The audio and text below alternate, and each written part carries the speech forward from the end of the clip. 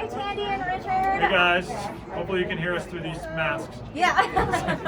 Sorry you guys couldn't make it, but we wanted to show you just a little video of your favorite piece in the gallery. And I have Bob Chase here, which you guys will meet one day, hopefully.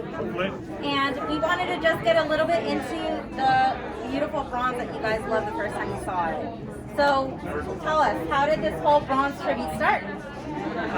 This really came about because Audrey and I were talking about kind of honoring Ted's characters in 3 dimensions, and it was evolving at a time when Universal Studios was building a theme park where people were going to be able to sort of experience Seuss in its entire, like walk into the world of Seuss. So we thought it would be really interesting if we could also take those characters and have them enter people's lives in a different way than just on the printed page.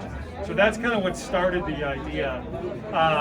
And then we ended up working with the artist that created the work for Universal Studios. I mean, he was creating monumental sculptures and architectural elements and buildings, you know, kind of all those sorts of elements. But a guy named Leo Ryan, and he just really understood the sensibility of Ted's characters and was able to pull them out of the page into 3 dimensions in a way that nobody had, which was really cool. Awesome. Yeah.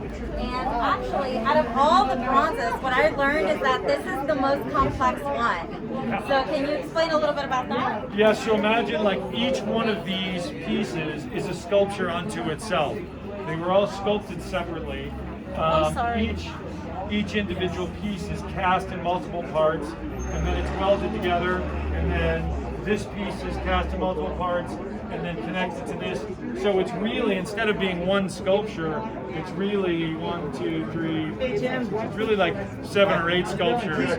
And it just was a monumental task to get that together, rather than just a single figure.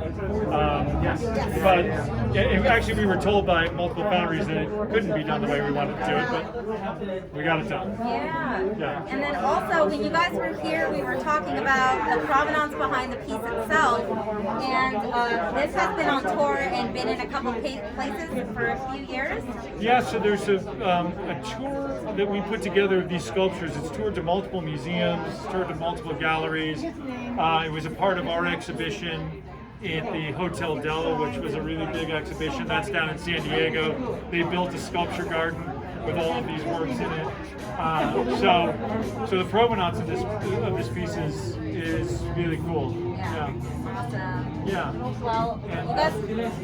Yeah, I mean, I'm assuming you guys love Yertle, so you know the story of Yertle, but it's like giving voice to the everyman. Yeah. It's like, this is what this is about. So they actually have the illustration, but it's the first time we were able to see it in the gallery, and it's quite stunning because it's really tall. So I'm glad we were able to kind of show you a little bit more.